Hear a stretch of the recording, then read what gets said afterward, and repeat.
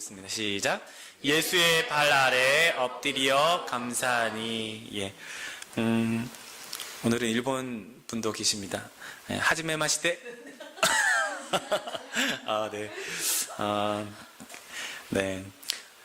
오늘은 추수감사 주일입니다. 그래서 주님 앞에 우리의 마음을 감사한 것들이 무엇인가 또 생각해보는 그런 시간이 되기를 바랍니다.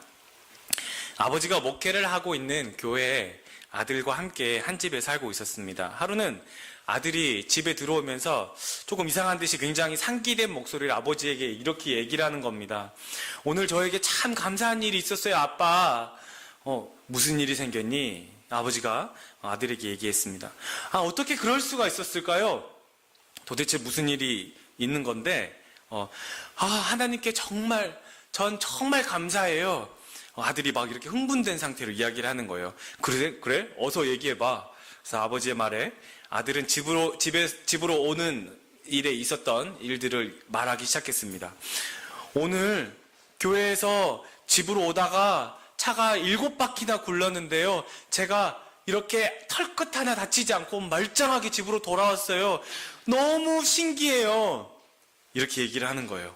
그러니까 아빠가 깜짝 놀라면서 우와, 정말 감사하구나. 그러니까는 그런데 아빠는 너보다 더 감사하다. 그랬더니 아니, 아빠에게는 도대체 무슨 일이 생겼길래요? 아빠는 8바퀴나 굴렀나요? 그랬더니 아버지가 하는 말이 나는 한 바퀴도 안 굴렀다. 이 얘기를 합니다. 네, 우리는 항상 무슨 일이 생겨야만 감사한 일이 있다라고 말을 하지만 그와 반대로 아무 일이 생기지 않는 삶, 오히려 그것이 더 감사할 때가 많다는 것을 잊을 때가 있습니다. 우리가 이가 아팠는데 너무 좋은 선생님을 만났어요. 그리고 그 선생님이 내가 너무 마음에 들어서 치료비를 50%나 디스카운트를 해준 거예요. 그리고 너무 짧게 치료를 해도 된다라고 얘기를 들었어요. 감사한 일이죠. 그쵸? 근데 이가 안 아픈 것은 더 감사한 거예요. 독감에 걸렸는데 오래 앓지도 않았고 3일 만에 다 나았고 회복했어요. 얼마나 감사한 일이에요. 근데 독감에 걸리지 않은 것이 더 감사한 일인 거죠. 우리는 하나님께서 이렇게 우리의 삶을 지켜주시고 보호하시는 것에 대해서는 잘 깨닫지 못하고 뭔가 어떤 일이 벌어져야만, 어떤 해프닝이 있어야만 그것에 대한 하나님이 해결해 주셔야만 하나님이 나를 지켜주시고 보호하시는구나. 내가 그렇게 감사를 해야 되구나 라고 생각을 할 때가 참 많습니다. 하나님은 왜 내게 아무 일도 하지 않으시냐고 되물을 때가 참 많이 있지 않나 그렇게 생각을 합니다. 하나님은 우리가 병에서 고침을 받는 것도 은혜라고 하지만 병에 걸리지 않은 것도 은혜라고 말씀하시는 것입니다. 그게 주님의 돌보심이죠. 자, 그렇다면 진짜 감사는 무엇일까요? 그리고 감사는 언제 나올까요? 오늘 본문 말씀에 이 나병, 한센병에 걸린 사람이 10명이 등장을 하죠. 근데 이 10명이 등장을 했는데 예수님이 손을 대지도 않고 단 한마디 말씀으로 이 10명의 나병 환자들이 돌아가다가 다 깨끗하게 나아버린 거예요. 자, 근데 그 중에 한 명은 어떤 사람이라 그랬어요? 사마리아 사람이라는 거예요. 자, 이 사마리아가 어떤 지역인지를 보면 이게 이스라엘인데 이스라엘 지역에 이렇게 좀 짙은 색이 사마리아죠. 사마리아라는 지역인데 자, 이 같은 이스라엘이긴 하지만 이 사마리아라는 지역은 좀 특별한 지역이에요. 그래서 하나님을 배신한 그리고 페르시아의 통치를 받을 때 이 페르시아의 왕이 이 원래 살던 나라 이스라엘 사람들을 다른 데로 다 이주를 시키고 이 사마리아의 위쪽으로는 이제 이쪽에는 터키가 있고 이쪽은 이집트가 있고 이쪽 위로는 뭐 그리스, 로마 이쪽 이렇게 있잖아요. 각 지역에 있는 모든 이방인들을 이쪽으로 이주를 시킨 거예요. 그러니까는 이스라엘이 한국과 매우 비슷한 게 굉장히 많은데 이스라엘도 단일 민족이에요. 단일 민족. 알잖아요. 아브라함의 자손 이런 거에 대한 굉장한 그 프라이드가 있어요. 근데 이 사마리아 지역에 다 이주를 시켜버린 거예요. 그러니까 그들이 살면서 뭐 하겠어요? 결혼하고 아이를 낳은. 그러니까 여기는 완전 다민족 국가가 돼버린 거예요. 다민족 국가. 그 이것을 전문 용어로 짬뽕 신앙이라고 하게 되는 거죠. 하나님도 아니고 하나님도 섬기지만 이제 각국 나라의 모든 종교가 다 들어와 버린 거예요. 굉장히 이상한 신앙이 돼버렸어요. 그러니까 이 정통 유대인들은 이 사마리아를 성경에는 개 취급을 했다라고 나오죠. 그러니까 인간 이하의 취급을 했어요. 상종도 하지 않아요. 치다도 안 봐요. 말도 걸지 않아요. 말을 걸면 대답도 하지 않아요. 아는 척도 하지 않고 사마리아 여기에 있는 사람들이 여기로 갈릴리로 갈 일이 생겼다. 그러면 어떻게 가면 제일 빨라요? 이렇게 가면 빠른데 여기를 절대 지나가지 않습니다. 이렇게 돌아가요. 그 정도예요. 완전 이 지역은 그냥 서로 이렇게 알죠? 대우를 하지 않아요. 그 정도의 이 사마리아란 지역이에요. 예수님이 지금 그 지역을 얘기하시는 거예요. 거기 사람이라는 거죠. 그러니까는 예수님이 사마리아 여인이 우물가에 있을 때 예수님이 딱 와서 나에게 물을 주시오 그랬더니 사마리아 그 여인이 뭐라 그래요? 당신은 유대인이면서 어떻게 나한테 말을 거십니까? 이 얘기를 첫 번째 딱 하거든요. 말도 걸지 않아요. 굉장히 그런 곳이에요. 그러니까 사마리아 사람이라는 게 인간 이하의 취급을 받는 수준인데 이 나병에 걸린 10명의 사람 중 한 사람이 사마리아 사람이다. 이걸 강조를 하고 있단 말이에요. 근데 그 사람이 10명이 다 돌아가면서 고침을 받았는데 사마리아 사람이 몸이 깨끗해진 것을 보고 다시 컴백 해가지고 예수님 앞에 엎드려 경배하면서 감사를 드리면서 주님 앞에 나왔다는 거. 지금 그 얘기를 하는 거예요. 그가 자기가 나은 것을 보고 큰 소리로 하나님께 영광을 돌리며 하나님의 발 아래 엎드려 감사했어요. 다시 돌아온 거예요. 나의 처지, 나의 상황, 나의 신분은 누구도 알아주지 않고 말도 걸어주지 않고 대접도 대우도 하지 않은 그런 비천한 사람인데 그런 자기를 고쳐주신 그 은혜에 돌아와서 감사를 드리는 거예요. 그러니까 12절을 보면 10명의 나병 환자들은 예수님이 누구신지를 안 거예요. 그래서 이 나병 환자 10명이 예수를 만나 멀리에서 보자마자 저분이 예수님이구나 그러면서 막 달려가는 거예요. 그러면서 소리를 높여서 예수 선생님이여 우리를 불쌍히 여기소서 그 얘기를 하는 거예요. 방금 이렇게 있는 거죠. 이 10명의 이 환자들이 그렇게 얘기하는 거예요. 예수님이 어떤 분이라는 거 알았을까요? 수많은 환자들을 낫게 하셨던 분, 죄인들과 세리들의 친구이신 분. 그러니까 멀리서 예수님을 보자마자 막 달려가는 거예요. 이 무슨 얘기를 하는 거냐면 우리가 바로 이런 처지에 있다는 거예요. 우리가 이런 상황 가운데서 예수님이 아니고서는 그 누구도 온전해지지 않는다는 얘기예요.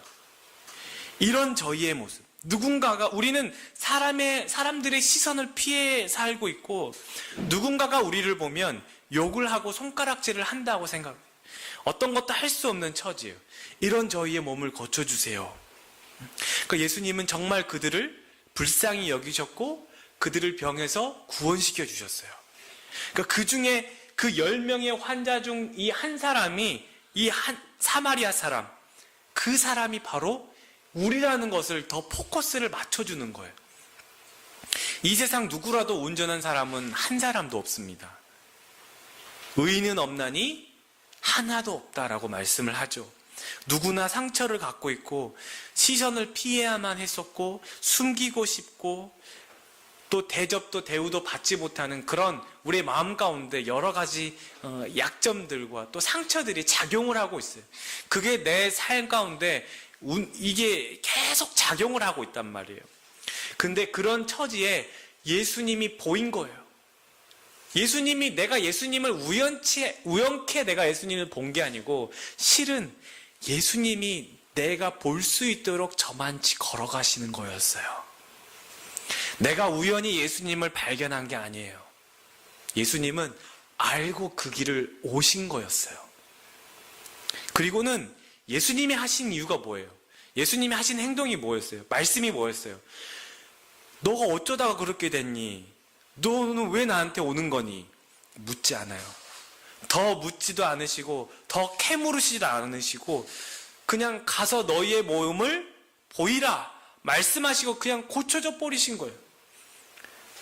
나는 이런 문제가 있고 저런 어려움이 있고 이런 상황이 이렇게 되어버렸고 또 저런 일이 꼬여버렸고 이렇게 저렇게 지금까지 살아왔었는데 주님 궁금하지 않으세요? 제가 이 이야기를 풀어놓으면 정말 한 보따리는 될 것 같아요. 굉장히 스펙타클하고 굉장히 버라이어티한데 들어보시지 않겠어요? 만약에 이 얘기를 주님한테 하려고 한다면 주님은 몇 마디 하실 겁니다. 내가 다 한다. 네가 그 일을 당할 때 내가 거기 있었다.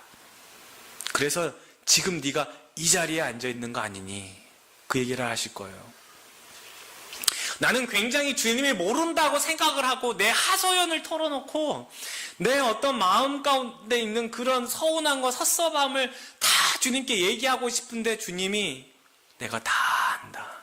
내가 거기 없었는 줄 알지. 내가 다 안다. 주님이 묻질 않아요. 너 왜 그렇게 했어서? 사마리아 사람 같은 저희들이지만 뭐 하나 다시 캐무르지 않으시고 다시 뒤집어서 옛날 일을 따지지 않으시고 물으시지 않으셨어요. 그냥 있는 그 모습 그대로를 액셉트 하신 거예요.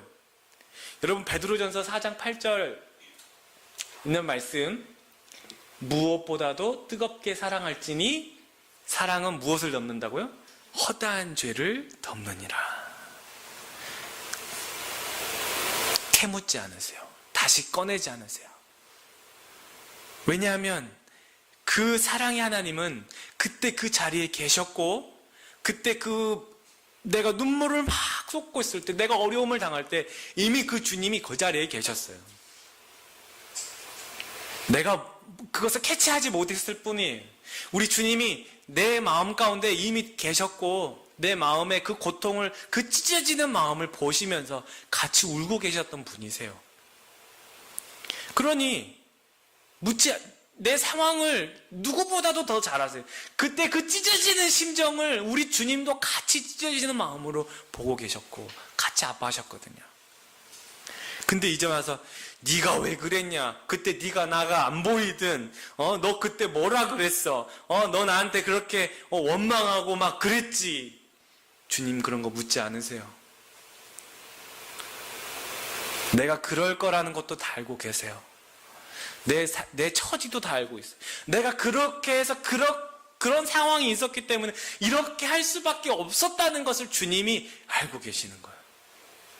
그게 지혜롭지 않더라도 주님은 그 상황을 그래 너의 수준에서는 그렇게밖에 할 수 없었지 이해하시는 분이세요. 그리고 그 상황이 그 잘못된 길에서 계속 내가 울고 그 자리에서 내 자신을 한탄하고 탄식하면서 있을 때 우리 주님이 거기에서 나에게 힘을 주세요. 그리고 새로운 이정표를 보도록 그 자리에서 내 손을 잡고 일으키시는 분이세요. 나에게 그 상황에서 너 왜 그랬니? 내게 다 얘기해봐. 사마리아인에게 오셔서 말씀하신 것처럼 너 왜 이렇게 살이 무너지는 줄 알아? 너 왜 이런 병에 걸렸는 줄 알아? 너 왜 이렇게 아픈 줄 알아? 묻지 않으신다는 것 알고 있어요. 더 이상 예수 앞에 그런 게 필요하지 않아요. 다 알고 있어요. 내가 다 안다. 내가 그때 함께 있었다. 주님, 나는 나병에 걸린 사마리아 사람입니다. 내 겉은 멀쩡해도 내 속사람은 이런 사람이라는 거예요. 내 속마음은 이것보다 더 심한 상처 입은 영혼이라는 거예요. 주님, 나는 나병에 걸린 사마리아 사람입니다. 이 한마디면 족한 거예요. 그 한마디면 충분해요. 그게 예수님께서 원하시는 말이에요. 그래, 실은 그게 네가 할 말이야. 그러니 내가 필요한 거야. 주님이 다 알고 계세요. 그게 마음의 상처라는 것을 알고 있기 때문에 묻지 않으시고 그냥 억셉트 하시는 거예요. 그냥 받아주시는 거예요. 억셉트 하시는 주님을 바라볼 때 감사가 절로 나오는 거예요. 이 주님 앞에 나아가서 그저 그냥 깨끗함을 받았단 말이에요. 주님 앞에 그냥 깨끗함을 받아버렸어요. 그러니 뭐가 더 필요하겠어요? 뭐가 더 감사가 있겠어요? 지금 이 모습 그대로 상처 있고 골마 있는 내 살이 떨어져 나가버린 내 마음을 묻지 않으시고 그냥 있는 모습 그대로를 조건 없이 받아주신 거 아니에요. 조건 없이 받아주신. 그러니 그 사랑의 주님, 그 구원의 주님을 보는 것 자체가 감사해요. 가다가 몸이 깨끗해져 버렸어요. 감사인 거예요.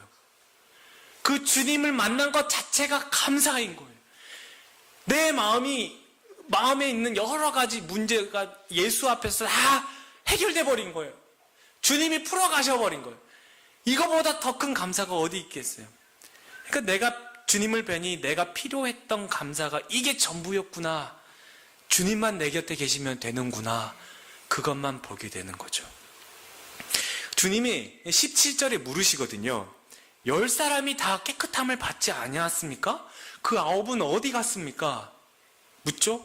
모두가 고침을 받았지만 다시 주님께 돌아온 사람은 한 사람뿐이었어요. 그 주님을 진짜 만난 사람이 한 사람이었다는 거죠.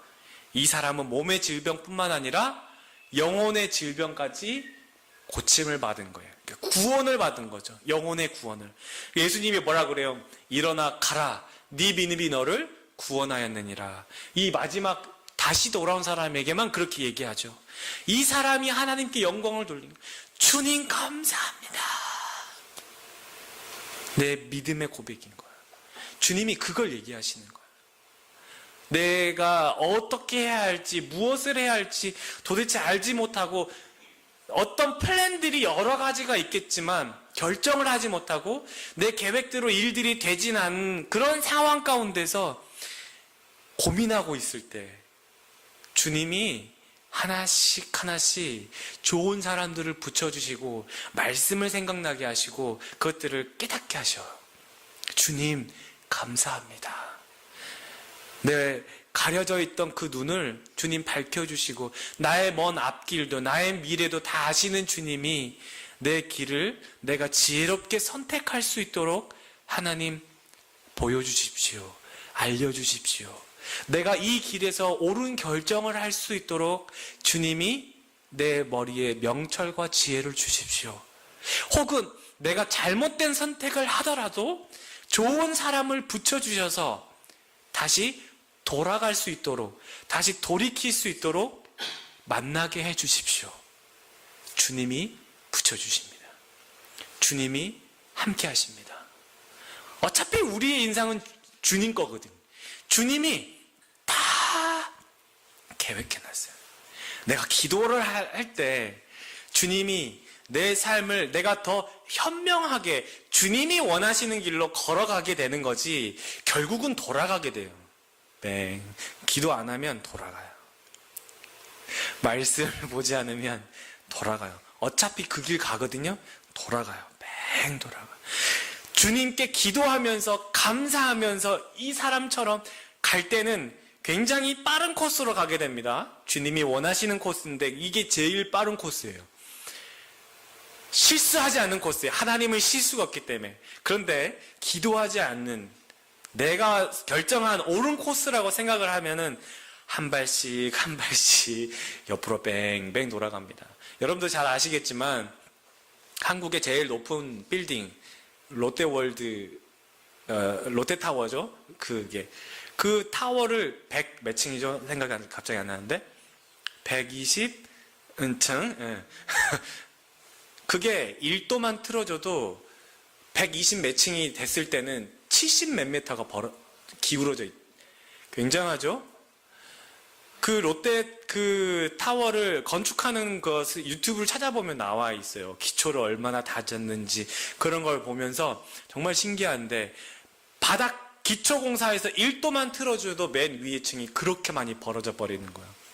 여러분, 우리의 삶이 난 이것이 괜찮다고 생각을 하지만 단 한 발자국 잘못 내딛기 시작하면 내 조금 1년 뒤에 나중은 너무 많은 각도가 벌어져 버린 거예요. 너무 많은 각도가. 주님이 빨리 돌아오는, 주님께 빨리 돌아오는 게 그게 최대한 각도를 줄이는 거예요. 빨리 다시 원점으로 돌아가는 거예요. 주님이 기뻐하시는 그 삶의 자리로 돌아오는 것, 그게 진짜 내 마음 가운데서 나오는 감사가 되게 돼요. 기쁨이 되게 돼요. 주님, 난 기쁘고 싶어요. 난 즐겁고 싶어요. 난 행복하고 싶어요. 내가 원하는 대로 하는데 잘 안 돼요. 안 되지. 주님이 원하는 건 그게 아니니까. 내 마음의 소원과 주님의 원하시는 그 계획이 딱 맞아떨어질 때 이건 세상 그 어떤 것 바꿀 수 없는 그 기쁨이 있어요. 마음 가운데. 그게 주님이 주시는 기쁨이고 그 기쁨이 나도 갖고 있었던 기쁨이 되게 돼요. 주님이 그렇게 하시는 거. 그게 최고 영광이에요. 그때 어떻게 하시냐면 나만 기쁘고 끝나는 게 아니고 주님이 나를 높은 자리에 세워두세요. 그만하게 겸손한 사람이 됐어요. 겸손한 사람. 이 사마리아 사람처럼 예수의 발 아래에 엎드려 감사한 사람이 되게 돼요. 그 엎드리는 것 자체가 굉장히 힘들거든요. 어떻게 엎드려요? 내가 살아있는데 내 계획이 있고 내 고집이 있는데 어떻게 발 아래에 엎드린다는 거예요. 나중에 내가 주님 앞에 겸손하게 엎드릴 때 주님이 나를 높은 곳에, 그때는 명예도 있고 인기도 있고 기쁨도 있어요. 그게 주님이 내게 허락하시는 큰 면류관이기도 합니다. 그것을 내가 성취하려고 할 때 돌아갑니다. 근데 주님이 주시겠다고 하시는 거예요. 여러분 모두에게. 근데 이 사랑이 허다한 죄를 덮는다라고 한다고 하니까 아는 것도 그냥 모른 척 그냥 덮어두자. 상처야 뭐 그 안에 그냥 곰든지 썩든지 그냥 내버려두자. 그냥 덮어두자. 이런 식이 아니에요. 이 사랑은 주님과의 만남에서 해결되는 거예요. 쉽게 말하면 최고의 의사를 이제 만나기 시작한 거예요. 여러분 마음의 치료는 그래서 주님과 만나고 나서부터 치료가 되기 시작하는 거예요. 주님이 시작하시는데 가장 깊은 그 은밀한 부분까지 수술하고 치료하기 시작합니다. 그러나 주님의 치료는 열어놓고 누구나 다 보이게 창피하게 수치스럽게 막 부끄럽게 난감하게 이렇게 치료하지 않아요.